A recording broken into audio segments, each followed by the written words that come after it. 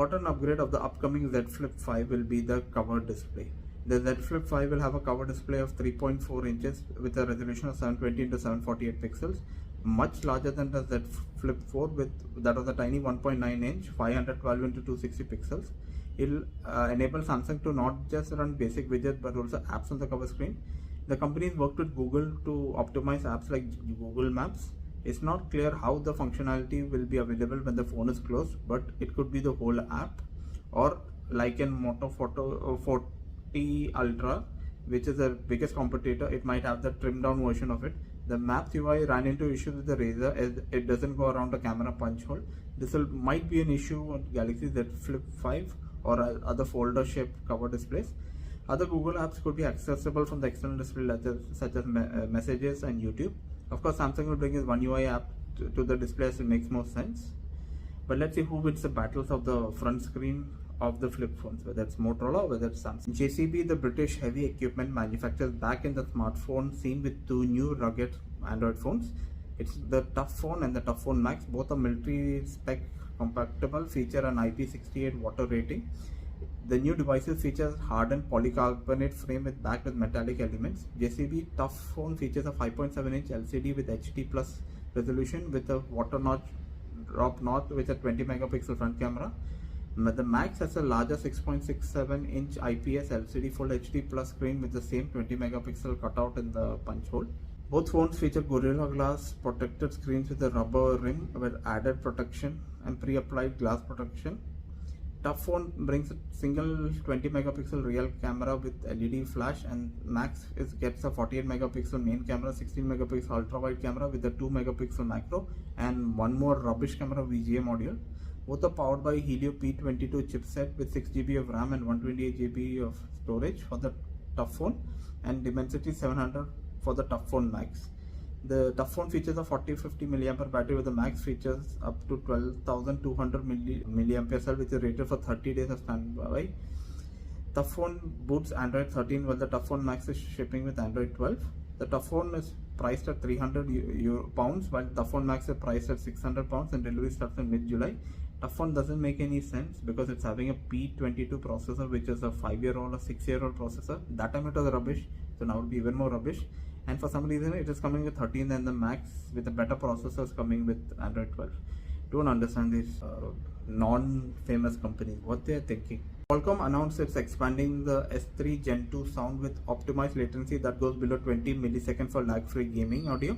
Manufacturers can utilize this platform to add Auracast broadcast functionality to dongles and adapters with the source devices such as phones, laptops and TVs. The enhanced solution is optimized for gaming, revealed the official press release.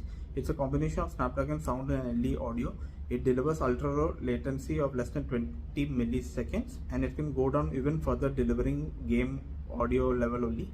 Music listeners can listen to 24-bit 96 kHz high-res Bluetooth streaming enabled through the support of Snapdragon sound and aptX audio. This is going to come out very soon in new devices. The press release said that headsets and earbuds that support Qualcomm S5 and S3 Gen 2 technology will deliver robust connectivity and dynamic latency adaptation. This means gamers will be able to walk away from the consoles and PCs and still hear all the action in real time with no audio interference. It's a good development for gamers, but let's see which all devices will come and at what price they will launch the device. Google has released an amount of cringe ads featuring its Pixel 7 phone. The star of is the Pixel 7 Pro, which is having a serious conversation with the iPhone 14 Pro Max in a case. So far so weird, but the iPhone seems jealous of the Pixel because Pixel can do so many things it can't, or something that it claims. The robotic voices doesn't help lower the cringe levels, but it's a kind of funny video. The first, it was showing that after how many years of existence it has the color of the bubble, then it dies. That's hilarious because it was telling Google, it was saying good about Google phone that you have this feature, astrophotography feature, 30x zoom, and in my 14 years of existence I only have a blue bubble. Then it dies. The next is about astrophotography. Pixel can't see as many stars. The Pixel can see so many things compared to that of the iPhone, but it uses a flash to compensate the poor thing. The next is about iPhone freaking out on public Wi-Fi since it doesn't have VPN. Hackers are everywhere, so the Pixel suggested it to go on airplane mode. Another feature is that Pixel comes in to wirelessly charge it. As you know, iPhone doesn't have wireless, cannot charge other devices wirelessly, while Pixel can do that. Though the speed of the Pixel is very slow, around only 5 watts or 7.5 watts. But at the end of this mockery, Pixel says that Pixels and iPhones are best friends forever. It's like the best phones forever. Cringy, but it's kind of funny to see the phones talking like this. And let's see how Apple will counter. Most probably Apple will not counter, because Apple doesn't have a history of countering such things. They don't even value other phones, because they only compare their phones with the previous generation phone. So Apple not even be bothered about it. Apple sells around 200 million phones a year. Google is rumored to sell maximum 10 to 15 million phones. So it doesn't make a difference, but it's a very intelligent ad. Samsung has launched the S23 Ultra in black, green, lavender and cream colors on all markets. Some countries will get versions with graphite line, sky blue and red color, but they were only sold on the Samsung stores. Now the company has announced the red and blue options will be available in physical Samsung Experience stores in India as well. Samsung India is offering a Galaxy S23 Ultra in red and blue with only the 12GB and 256GB trim. It's priced at $1,24,999, which comes up to $1,525. The same price in Europe will get you 512GB, while customers in the US can go for 1TB model.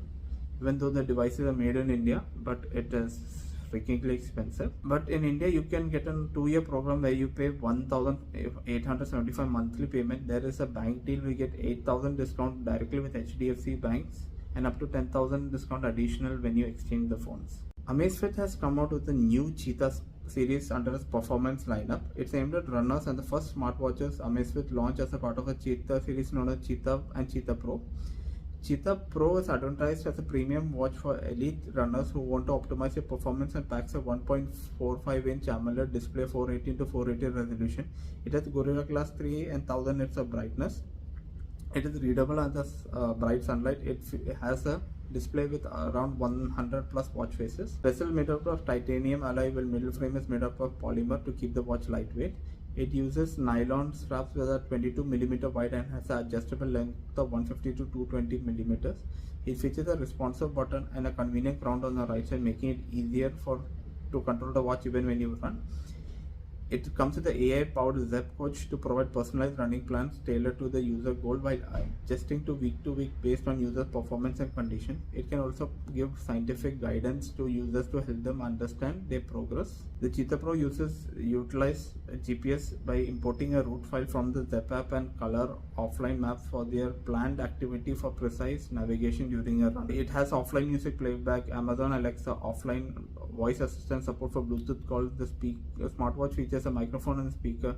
It runs Zep OS 2.0 with support for 100 plus apps and support W-band 2.4 GHz and Bluetooth 5.3 connectivity. The Cheetah doesn't come with a microphone, speaker, doesn't support Bluetooth phone calls. It doesn't have Wi-Fi connectivity. It comes in a Speedster grey color, and Cheetah Pro comes in Run Tracker black color. The Cheetah Round is priced at $230, with the Cheetah Pro costs around $300 in the US. You can purchase it from AliExpress, Amazon, Amazfit's official site, which offers a pair of Amazfit Powerbuds for free.